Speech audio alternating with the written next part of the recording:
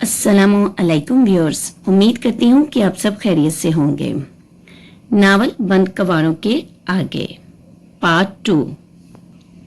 लेकिन पता नहीं क्यों इस दिन वापस आकर मैं जब सोने के लिए लेटा तो मुझे चंद घंटे पहले की ये सारी आप बीती इतनी भी बुरी नहीं लगी।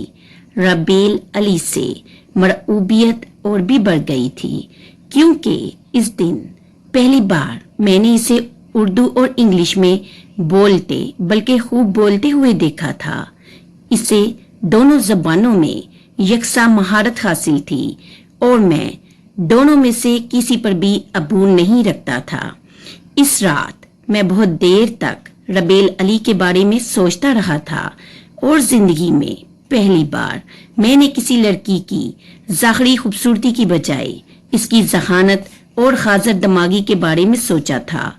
इस वक्त मुझे इसके सवालों के बहुत मुनासिब जवाब सूझ रहे थे और मुझे ऐसा लग रहा था कि इसने कोई भी ऐसा सवाल नहीं किया था जिसका जवाब ना दिया जा सकता हो।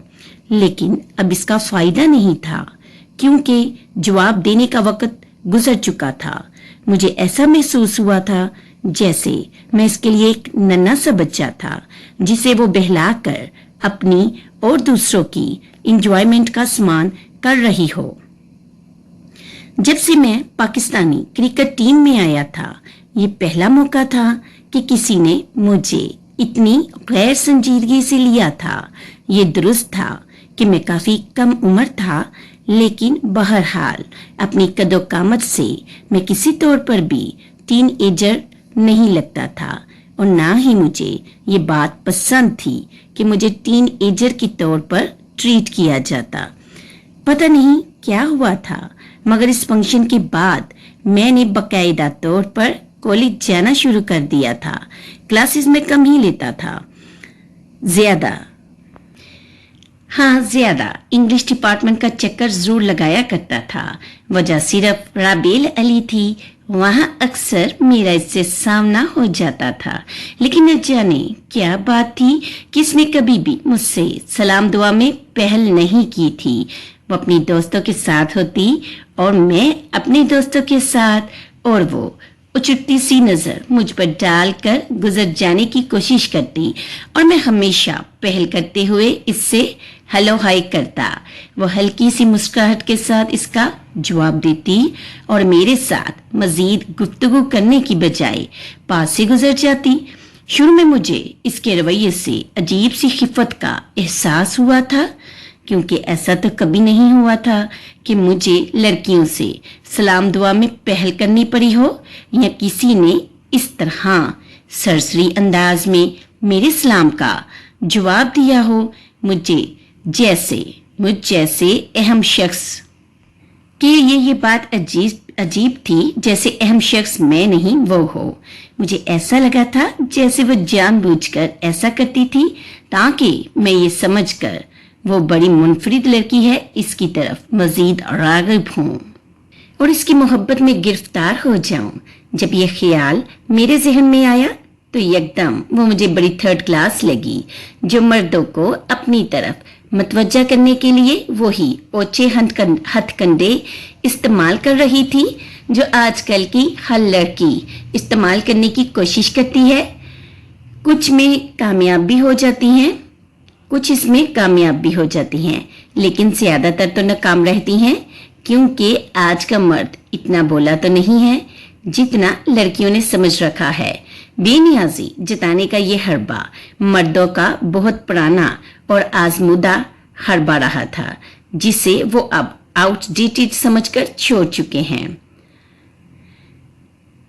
और लड़कियों ने इसे अपना लिया है। सो मुझे खुद पर बड़ा अफसोस हुआ कि मैं कैसे इस हरबे में फंस गया हूँ और एक मजनू की तरह मैंने इंग्लिश डिपार्टमेंट जाना शुरू कर दिया है।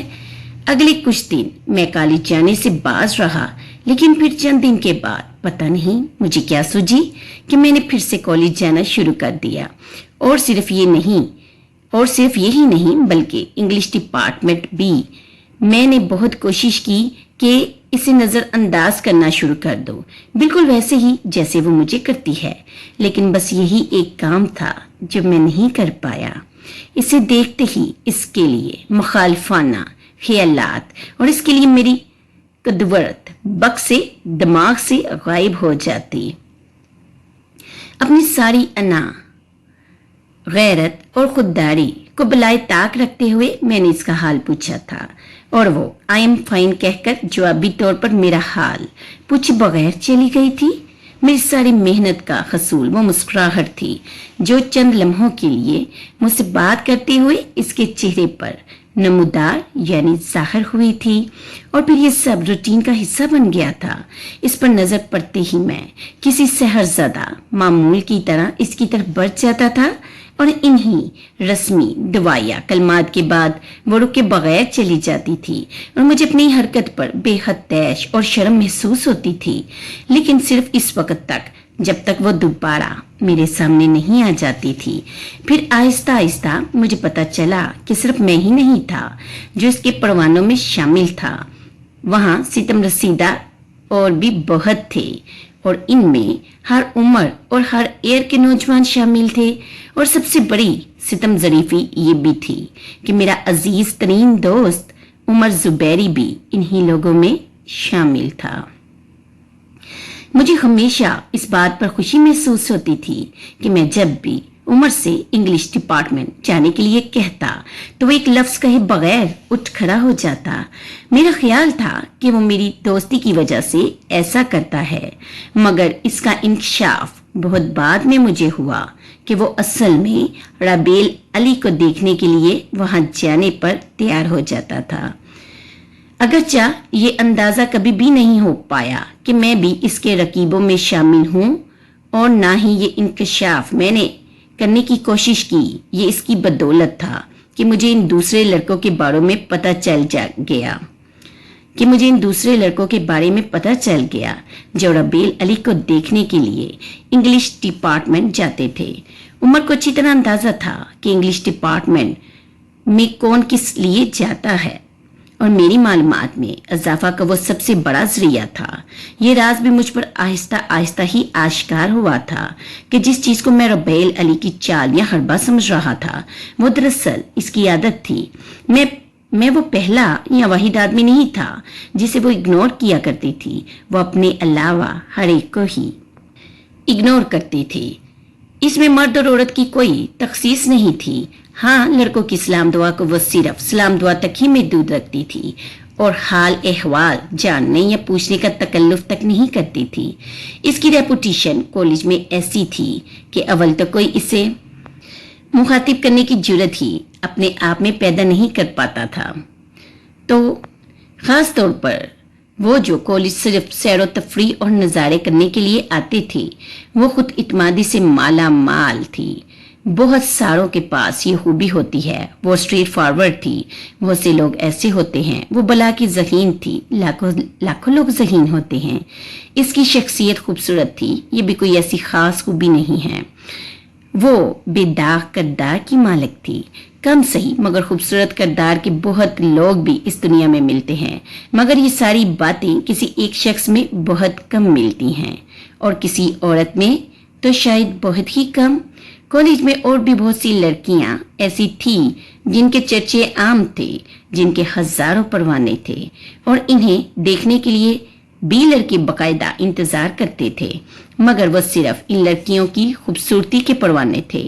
कोई किसी के चेहरे की एक झलक देखने का मुंतजिर रहता और किसी को किसी और की फिगर गजब की लगती या किसी के लिबास पहनने का अंदाज ऐसा होता कि वो दूसरों को दावते नजारा देता रहता।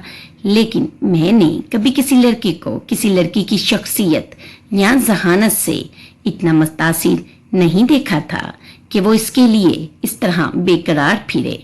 मगर रबेल अली ऐसी लड़की थी जिसकी जिस्मानी खूबसूरती के लिए तो शायद कोई इसे देखने के लिए खड़ा ना होता, मगर ज़हन या शायद शख्सियत या शायद न जाने क्यों मुझे ये बताना इतना मुश्किल हो रहा है कि इसमें ऐसी क्या खास बात थी जो दूसरों को यूं सहरज़दा वो कर देती थी। ऐसा भी नहीं था कि वो बहुत मगरूर थी। जब कोई इससे मुखातिब होता, इसका हाल अहवाल दरियाफ्त करता या इससे किसी मसले पर मदद का तलबगार होता तो वो बड़ी संजीदगी से इसकी बात सुनती थी। मैंने कभी इसके अंदाज में दूसरों के लिए हितक नहीं देखी थी। शायद वो अपने दोस्तों के अलावा बाकी सबको एक से अंदाज में ही ट्रीट करना चाहती थी और ये मेरे लिए कुछ काबिल कबूल नहीं था। मैं खास तवज्जो और गैर मामूली बर्ताव का आदी हो चुका था। मुझे बिल्कुल भी ये गुवारा कैसे होता कि वो मुझे आम सा मामूली सा लड़का समझे। इसे एहसन मंसूर और दूसरे लड़कों में कोई फर्क महसूस ही ना हो। मेरी बेचैनी बचा थी, मगर शायद रबेल को एहसन मंसूर नजर ही नहीं आता था। एहसन मंसूर नजर ही नहीं आता था। इसे तो शायद सेकेंड ईयर का एक नन्हा लड़का नजर आता था। इन्हीं दिनों क्रिकेट सीजन शुरू हो गया था और मेरी तवज्जो रबेल से हट गई थी। तकरीबन 6 माह तक मैं मुख्तलिफ अंदरूनी और बैरूनी दौरों में मसरूफ रहा था और इन 6 माह में रबेल अली मेरे जहन से यकसर महू होकर निकल कर रह गई थी। मेरी तवज्जो इन लड़कियों पर मबजूल रही थी जो मेरे इर्द गिर्द रहती थी और इन परियों की मौजूदगी में मुझे रबेल अली बिल्कुल भी याद नहीं आई। ये 6 माह मेरे लिए और अरूज लेकर आए थे और बुलंदी लेकर आए थे।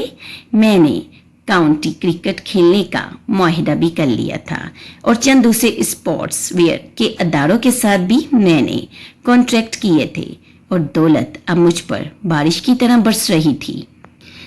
6 माह तक क्रिकेट में मसरूफ रहने के बाद सीजन खत्म होते ही मैं कॉलेज आया था और आते ही मुझे रबेल भी याद आ गई थी। इस बार मैं अपनी जाती होंडा स्विक पर कॉलेज आया था और मैं जानता था कि कॉलेज में मेरा इस्तकबाल भी पहले से ज्यादा पुरजोश तरीके से होगा और बिल्कुल ऐसा ही हुआ था। मुझे इस सीजन में मेरी बेहतरीन परफॉर्मेंस पर बेतहाशा दाद और मुबारकबाद दी गई थी और हर तारीफी कलमे पर मेरा सर फख्र से और बुलंद हो जाता था। मुझे तवक्का थी कि रबेल अली मुझसे सामना होने पर रस्मन ही सही मगर मुझे मुबारकबाद जरूर देगी, क्योंकि पिछले 6 माह से मैं जो कारनामे दिखाता फिर रहा था इस पर यकीनन दाद का मुस्तहिक तो था। मैं जहां से गुजरता हर एक की तवज्जो का मरकज बनता हुआ इंग्लिश डिपार्टमेंट तक पहुंच गया।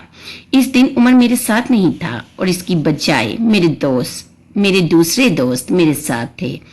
मैंने इसे चंद लड़कों और लड़कियों के साथ बरामदे की सीढ़ियों में बैठे देखा। वो सब किसी बहस में मसरूफ थे। मैं दानिस्ता तौर पर इसके पास रुका। इसके पास बैठे हुए दूसरे लड़कों ने मुझे काफी खुशदिली से ग्रेट किया था और मुझे मेरी परफॉर्मेंस पर मुबारकबाद दी थी, लेकिन इसने सिर्फ मेरे सलाम का जवाब दिया था और फिर मुस्कुराते हुए अपने साथियों के साथ होने वाली मेरी गुफ्तगू सुनती रही और देखती रही। एक दफा भी इसके लबों से मेरे लिए कोई तारीफी कलमा नहीं निकला था। मैं इसके बोलने का मुंतजिर था और वो शायद मेरे जाने के इंतजार में थी। फिर मैं वहां से आ ही गया था। एक अजीब सी हित्तक का एहसास हुआ था मुझे इस दिन और पता नहीं क्यों सारी रात में सो नहीं पाया। सिगरेट पर सिगरेट सुलगाते कमरे के चक्कर लगाते हुए मैंने सारी रात गुजार दी थी। सुबह में फजर की अजान के बाद सोया था, इसीलिए जॉगिंग के लिए भी नहीं जा पाया, ना ही कोई दूसरी एक्सरसाइज करने को मेरा दिल चाहा। अम्मी ने 10 बजे नाश्ते की मेज पर मेरी सुर्ख आंखें देखकर मुझसे वजह पूछी थी और मैंने बड़ी सफाई से इन्हें टाल दिया था। रबेल अली के बारे में सब कुछ जानने की बेचैनी मेरे सर पर सवार हो गई थी। मैं इसके माजी हाल हर चीज के बारे में जानना चाहता था कि शायद कोई ऐसा रखना, ऐसी दरार मुझे मिले जिससे मैं इस किले को तोड़ सकूं। मुझे इस कदर पुरस्कून और नाकाबिले तस्खीन नजर आती है। कहीं तो कुछ ऐसा होगा जिससे इसकी मजबूती और इस सुकून को खत्म किया जा सके। और अगले चंद हफ्तों में मैं इसके बारे में सब कुछ मालूम कर चुका था और मुझे एक अजीब सी मायूसी हुई थी। मेरा ख्याल था कि वो किसी बहुत अमीर और कबीर फैमिली से ताल्लुक रखती है और शायद इसके इत्मीनान की वजह भी यही है, लेकिन हकीकत इसके बिल्कुल बरअक्स थी। वो एक मिडिल क्लास फैमिली से ताल्लुक रखती थी। इसकी माँ एक गवर्नमेंट स्कूल में हेड मिस्ट्रेस थी जो 17 साल पहले अपने शोहर से तलाक ले चुकी थी। रबेल की 2 और बहनें थी और वो दोनों भी इसकी तरह काबिल थी। इसकी छोटी बहन मासूमा अली ने गवर्नमेंट कॉलेज से ग्रेजुएशन किया था اور پھر اس نے لندن اسکول آف اکنامکس کا ایک اسکالرشپ حاصل کیا تھا اور اس وقت وہ انگلینڈ میں زیر تعلیم تھی اور اس کی سب سے چھوٹی بہن ملیحہ علی کے ای میڈیکل کالج میں تھی۔ وہ جس علاقے میں رہائش پذیر تھے وہ مڈل اور لوئر مڈل کلاس لوگوں کا علاقہ سمجھا جاتا تھا اور وہ ایک پرانے طرز کے 5 مرلے پر بنے ہوئے گھر میں رہتے تھے۔ تعلیمی قابلیت کے علاوہ کوئی اور خاص خصوصیت ان کے گھر میں نہیں پائی جاتی تھی اور مجھے یہ سب کچھ جان کر یکگونا سکون بھی حاصل ہوا تھا کہ میں مالی اعتبار سے اس سے بہت برتر ہوں اور اس کی بے رخی کی وجہ کم از کم اس کی دولت نہیں ہو سکتی تھی، کیونکہ دولت نام کی کوئی چیز ان کے پاس تو تھی نہیں۔ اور نہ جانے کیوں میرے ذہن میں یہ خیال آیا کہ ہو سکتا ہے کہ میں دولت کے ذریعے اس کو امپریس کر سکتا ہوں، اس لیے میں نے اس کے لیے ایک بہت ہی قیمتی گھڑی خریدی تھی۔ لیکن اب میرے لیے مسئلہ یہ تھا کہ اسے یہ گھڑی کیا کہہ کر دی جائے۔ میں نے تمام ممکنہ بہانوں کو سوچا تھا اور پھر برتھ ڈے گفٹ کا بہانہ مجھے بھا گیا تھا، لیکن مسئلہ یہ تھا کہ کالج کے ایڈمیشن فارم میں اس کی جو ڈیٹ آف برتھ لکھی تھی اس کے مطابق اس کی سالگرہ کو گزرے تقریباً 1 مہینہ ہو چکا تھا۔ لیکن مجھے اس سے کوئی مایوسی نہیں ہوئی کیونکہ میرے نزدیک یہ کوئی زیادہ عرصہ تو نہیں تھا۔ ایک دن میں ایک خوبصورت کارڈ اور گفٹ پیک کے ساتھ دوبارہ انگلش ڈپارٹمنٹ پہنچ گیا تھا۔ اس دن وہ مجھے برآمدے میں ایک بہت خوبصورت اور دراز قد لڑکے کے ساتھ باتیں کرتی ہوئی ملی۔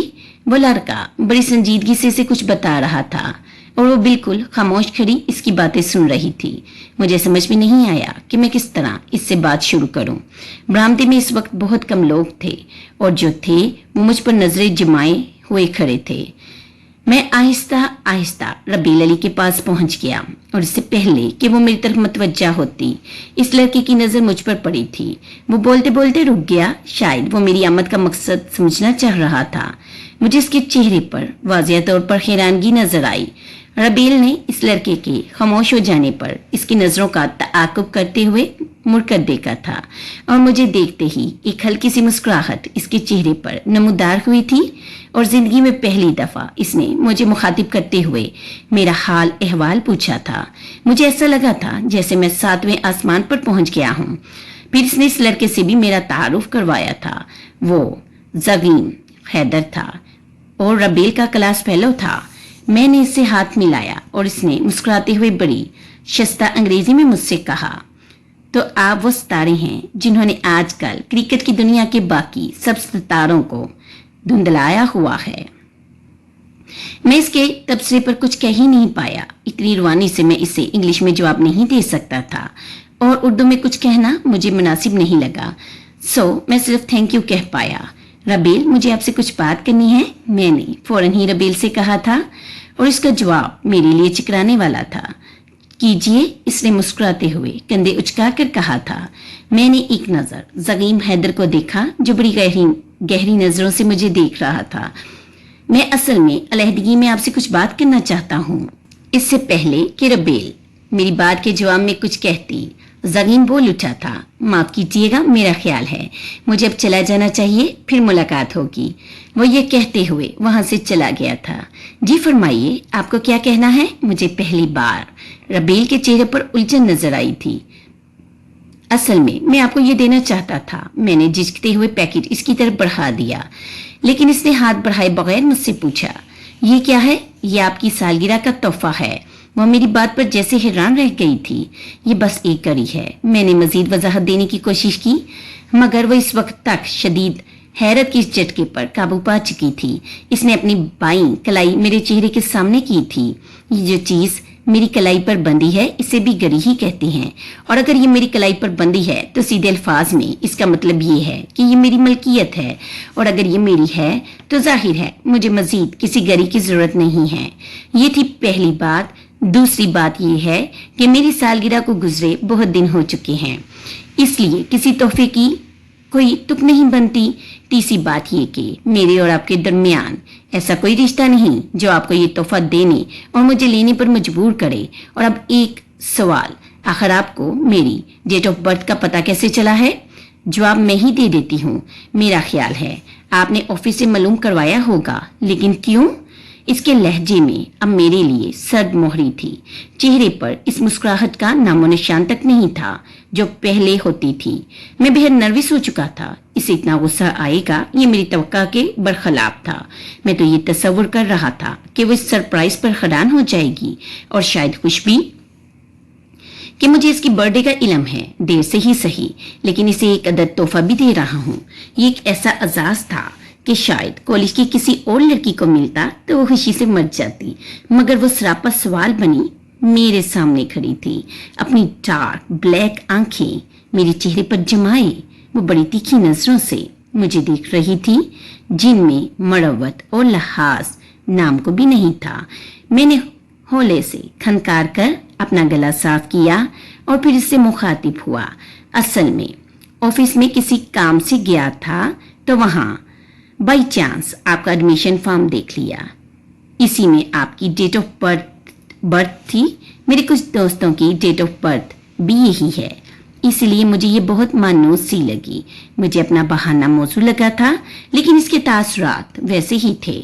ऑल राइट, चले इस बार मैं आपके झूठ को सच मान लेती हूँ, but never do it again. इसने मुझे जैसे तनबीह की थी। यकीनन मेरी वजाहत पर इसे इत्बार नहीं आया था।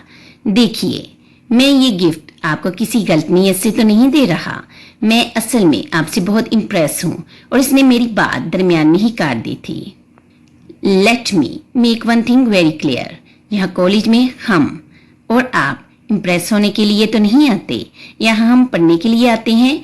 और अगर बकौल आपके आप मुझसे इम्प्रेस हो भी गए थे तो क्या ये जरूरी था कि आप भी मुझे इम्प्रेस करने की ये घटिया सी कोशिश करते? और जहां तक आपकी नीयत का ताल्लुक है तो मुझे इस बात में कोई दिलचस्पी नहीं है कि आपकी नीयत गलत थी या सही। वो अपनी बात कहकर जाने लगी थी जब मैंने इसे फिर रोका था। देखिए राबेल, आप मुझे गलत समझ रही हैं। इसने जाते जाते मुड़कर बड़े मुस्तहकिम और सर्द मोहर लहजे में कहा था, सही ना गलत, मैं आपको कुछ भी नहीं समझ रही हूँ, क्योंकि मेरे पास इतना फालतू टाइम नहीं है जिसे मैं लोगों को समझने पर जाया करती फिरूं। आप मेरे लिए इस कॉलेज के हजारों स्टूडेंट में से एक हैं जिनमें मुझे कोई दिलचस्पी नहीं है। सो आई होप कि अगर आपको मेरे बारे में कोई खुशफहमी या गलतफहमी हो गई है तो आप इसे दूर कर लेंगे। वो ये कहकर वहां से चली गई थी और मुझे यूं लगा था जैसे इसने मेरे चेहरे पर जूता खींच कर मारा हो। मैं खुद को एक बहुत बड़ी हस्ती समझकर वहां आया था, मगर इसने शायद मेरा असली चेहरा दिखा दिया था। मैं वहां से तकरीबन भागता हुआ घर आया था और फिर मैं बहुत दिनों तक कॉलेज जाने की हिम्मत नहीं कर पाया और कई रोज तक मैं अपने हवासों में नहीं रहा। वो क्या थी जो इस तरह मेरी तजलील करती? इसे एहसन मंसूर और दूसरे लड़कों में कोई फर्क ही नजर नहीं आया। ठीक है, वो बहुत काबिल और ज़हीन थी, लेकिन ऐसी जहानत वाली सैकड़ों लड़कियां मुझ पर मरती थी। ठीक है, अगर इसके चाहने वाले बहुत थे तो मुझ पर मरने वालों की तादाद इनसे बहुत ज्यादा थी। वो तो सिर्फ इस कॉलेज में जानी चाहती थी और मुझे दुनिया में पहचाना चाहता था। फिर भी इसने कहा था कि इसे मुझ में कोई दिलचस्पी नहीं है। एक आग सी थी जो मेरे अंदर बरकती गई थी। शायद नौजवानी का जोश और गुस्सा था, या शायद तजलील का एहसास। बहुत दिनों तक अंदर ही अंदर सुलगने के बाद मैं एक फैसले पर पहुंच गया था। मैंने 2 हफ्ते के बाद इसके डिपार्टमेंट जाकर अपनी गलती मानते हुए इससे माफी मांगी थी और इसने कमाल बेनियाजी का मुजाहरा करते हुए मुझे माफ कर दिया था। फिर चंद हफ्तों के बाद मैं काउंटी खेलने के लिए इंग्लैंड चला गया था और यहाँ 6 माह के क़याम ने मेरी जिंदगी में इंकलाब बर्पा कर दिया था। पहली दफा मैं इतने दिनों तक अपने वालिदैन से अकेला दूर किसी ऐसी जगह पर था जहां हर किस्म की आजादी थी। मुझे यूं महसूस हुआ था जैसे मैं किसी सीलन सदा कमरे से किसी खुली चरागाह में आ गया हूँ। इससे पहले मैं टीम के साथ दौरे करता रहा था, लेकिन टीम के साथ रहते हुए बहुत सी पाबंदियां थी जिनका मुझे सामना करना पड़ता था। लेकिन काउंटी के लिए खेलते हुए वैसी कोई पाबंदी मुझ पर नहीं लगाई गई थी। मैं कम उम्र था, खूबसूरत था, लाइमलाइट में था और बेतहाशा दौलत मेरे पास थी। यहीं एलसी के साथ मेरी पहली मुलाकात हुई थी। मैंने सॉफ्ट ड्रिंक बनाने वाले एक अदारे के साथ एक कमर्शियल का कॉन्ट्रैक्ट किया था और इस कमर्शियल में मेरे साथ एलसी ब्राउन्स ने काम करना था। इसका शुमार औसत दर्जे की मॉडल्स में होता था, लेकिन पता नहीं क्यों मुझे वो इस कदर अच्छी लगी। शायद इसकी बेबाकी मुझे पसंद आ गई थी। शायद मैं पहली बार किसी मगरबी लड़की को इतने करीब से जान रहा था। कमर्शियल की शूटिंग का आगाज होने से पहले एक डिनर में इससे मेरा तारुफ करवाया गया था और पहली ही मुलाकात में इसने मेरे लिए वाजिया पसंदीदगी का इजहार कर दिया था। मैं इसके तारीफी कलमात पर खुशी से फूला न समाया था। बहरहाल पहली दफा कोई मगरबी मॉडल गर्ल मेरे लिए इस किस्म के जज्बात का इजहार कर रही थी और फिर इसके साथ मेरी बेतकल्फी बढ़ती चली गई। इसे कोई हजाब नहीं था और मैं आशिक मजाज था। एक रात मैंने इसे अपने फ्लैट में डिनर पर मदऊ किया और वो आ गई थी। डिनर के बाद इसने मेरे साथ रक्स करने की ख्वाहिश का इजहार किया और अंदा किया चाहे दो आंखों के मुस्ताक। मैं फौरन इस पर तैयार हो गया था। रक्स के दौरान इसने मेरी किसी पेशकदमी का बुरा नहीं माना, बल्कि मुझे ऐसा लगा जैसे वो खुद इसी के इंतजार में थी और अपनी अदाओं से मेरे जज्बात को और भड़काती रही। और फिर इस मुलाकात का इख्तिताम वैसे ही हुआ था जैसे मगरिब में हुआ करता है। वो उम्र में मुझसे 10 साल बड़ी थी और मैं सिर्फ 19 साल का था। यकीनन मैं इसकी जिंदगी में आने वाला पहला मर्द तो नहीं था, लेकिन वो जिस्मानी तौर पर मेरी जिंदगी में आने वाली पहली औरत थी। ये ताल्लुक मोहब्बत का नहीं, सिर्फ जरूरत का था। अखलाकी तौर पर तबाही की जिस आखिरी सीढ़ी से गिरने के लिए मुझे जो उल्टा कदम उठाना था वो मैं उठा चुका था। सुबह जब मैं बेदार हुआ तो एल्सी मेरे बेड पर सो रही थी। यकदम मुझे इससे और अपने कमरे से बेतहाशा खौफ महसूस हुआ। मैं नाइट गाउन पहनकर कमरे से बाहर आ गया। सोफे पर बैठकर आंखें बंद करके मैंने पिछली रात के वाकयात को याद करने की कोशिश की और मुझे एक अजीब सी नदामत महसूस हुई थी। अपने पहले गैर मुल्की टूर से लेकर इंग्लैंड आने तक एक बार भी ऐसा मौका नहीं आया था जब मेरे वालिदैन या भाइयों ने मुझे इन चीज़ों से बचने के लिए कोई नसीहत नहीं की हो। वो सब हमेशा इस बात पर ही नाजा रहे थे कि मैं क्रिकेट टीम में शामिल होकर बाहर जा रहा हूँ। इस बार भी इंग्लैंड आते हुए वो बहुत खुश थे, क्योंकि इंग्लैंड का ये टूर मुझे माली तौर पर बहुत मुस्तहकम कर देता। किसी ने एक दफा भी मुझे नहीं कहा कि मैं ऐसे कोई गलत काम करने की कोशिश ना करूं। शायद वो समझते थे कि मैं ऐसा कुछ कर ही नहीं सकता, या शायद इनका ध्यान ही इस तरफ नहीं गया, या फिर उन्होंने ये सोचा था कि मुझे किसी नसीहत की जरूरत नहीं थी। जो पछतावा मुझे सुबह हो रहा था वो इस हरकत को करने से पहले ही हो जाता, लेकिन मेरी ये कैफियत बहुत ज्यादा देर तक नहीं रही थी। एलसी के बेदार होते ही यकदम ये अफसरदगी दूर हो गई थी। मैंने खुद को ये कहकर तसल्ली दे ली थी, ये सब हो ही जाता है। इस दौर में ये सब करने वाला मैं दुनिया का वाहिद मर्द तो नहीं हूँ, ना ही क्रिकेट टीम में इकलौता हूँ। टीम के बाकी खिलाड़ी भी ऐसी हरकत में मलबूस होते रहे हैं। फिर मुझे अफसरदा होने की क्या जरूरत है? आखिर मैं मर्द हूँ। दूसरी जरूरियात के साथ ये भी मेरी एक जरूरत थी जिसे मैंने पूरा कर लिया तो क्या बुरा हुआ। और मैं वाकई इन फरेबों से बहल गया था। मैं एक ही रात में 3 एजेस से निकलकर बादशाह लोगों में शामिल हो गया था और फिर ये सब मेरी जिंदगी की रूटीन में शामिल हो गया था। एलसी काफी अर्सा तक मेरे साथ रही, मगर वो मेरी जिंदगी में आने वाली अकलौती लड़की नहीं रही। इन 6 माह में बहुत सी लड़कियों के साथ मेरे ताल्लुकात का आगाज हुआ। मैं इस माहौल में मुकम्मल तौर पर एडजस्ट हो गया था और मैं ये भी जान चुका था कि इस सोसाइटी में किसी लड़की के साथ किसी भी किस्म के ताल्लुकात रखना या रखने की ख्वाहिश का इजहार करना मयूब बात, बुरी बात नहीं समझी जाती थी। लिहाजा जिन लड़कियों के साथ भी मेरी जान पहचान होती, मैं चंद ही मुलाकातों के बाद बड़ी बेबाकी के साथ इनसे अपनी इस ख्वाहिश का इजहार कर दिया करता था। चंद दफा मुझे बड़े महजब तरीके से इनकार कर दिया गया, लेकिन ज्यादातर मेरी इस ख्वाहिश या मुतालबा को मान लिया जाता। फिर बहुत सी लड़कियों के साथ मेरी दोस्ती रही। इनमें ब्रिटिश भी थी और पाकिस्तानी भी, जो इंग्लैंड में मुकीम थी اور ہر ایک کے ساتھ میری دوستی آخری حد کو پار ضرور کرتی، لیکن پتہ نہیں میرا دل کسی ایک لڑکی پر کیوں نہیں ٹھہرتا تھا۔ میں بہت جلد ایک لڑکی کی قربت سے اکتاتا اور دوسری لڑکی کی تلاش شروع کر دیتا۔ ان دنوں میں مجھے ربیل علی بالکل یاد نہیں آئی، اور اگر کبھی یاد آئی بھی تو مجھے ہنسی آتی کہ میں کس قسم کا رومانس کرنے کی کوشش کر رہا تھا۔ میرے لیے ربیل علی کا چام ختم ہو چکا تھا، اور وہاں رہنے کی وجہ سے اس کی اچھی انگلش کا اثر بھی زائل ہو گیا تھا۔ اب میرے لیے بھی وہ بس کالج کی ایک لڑکی تھی، اور بس میں فیصلہ کر چکا تھا کہ گریجویشن نہیں کروں گا، کیونکہ اب مجھے اس کی ضرورت باقی نہیں رہی تھی۔ 6 ماہ بعد انگلینڈ سے واپس آنے والا احسن منصور اب پہلے جیسا احسن منصور نہیں رہا تھا۔ اس کا اندر اور باہر بالکل بدل چکا تھا۔ میں ذہنی طور پر بہت میچور ہو چکا تھا، اور شاید مضبوط بھی ہو چکا تھا۔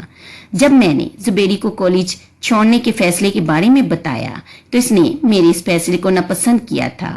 اس نے مجھے کہا تھا کہ پڑھنا نہیں تو نہ صحیح، چند دن انجوائمنٹ کے لیے ہی آ جایا کرو، اور انجوائمنٹ کے لفظ نے مجھے اس کی بات ماننے پر مجبور کر دیا۔ کالج میں واقعی فنکشنز کا آغاز ہونے والا تھا، جس سے اچھی خاصی تفریح ہو جاتی، تو میں نے اس کی بات مان لی تھی۔ عمر زبیری سے ہی مجھے پتا چلا تھا کہ ربیل علی نے ایم اے انگلش پارٹ 1 کے امتحان میں کالج میں ٹاپ کیا تھا، لیکن مجھے اس پر زیادہ حیرت نہیں ہوئی۔ شاید وہ نہ کرتی تو خیرت ہوتی۔